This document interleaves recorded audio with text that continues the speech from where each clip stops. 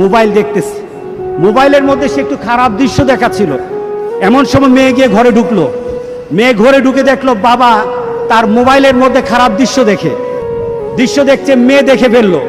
মেয়ে তখন বাবাকে বলল, একটা শব্দ বলেছে, লজ্জা করে না বাবা? মেয়েটা ঘরে চলে গেল। সেই বাবা যন্ত্রণায় ভুগতে আরম্ভ করলো, আরে আমার মেয়ে দেখে ফেললো, আমার মেয়ে কি কথাটা বলেছে, লজ্জা করে না বাবা?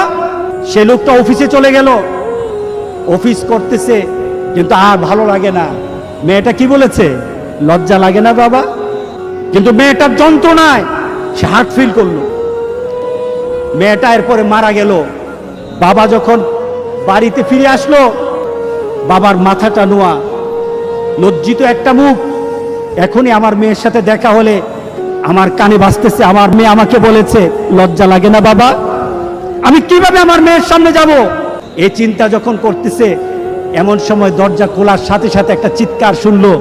স্ত্রী চিৎকার বলতেছে, আমার মেয়েটা মারা গেছে।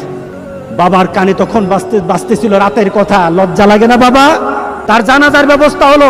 মেয়েটাকে যখন কবরের মধ্যে দাফন করে দেয়, কবরের মধ্যে রাখা অবস্থায় বাবা চিৎকার করার কথা ছিল, বাবা চিৎকার করে নাই, বাবা হেসে দিয়েছে।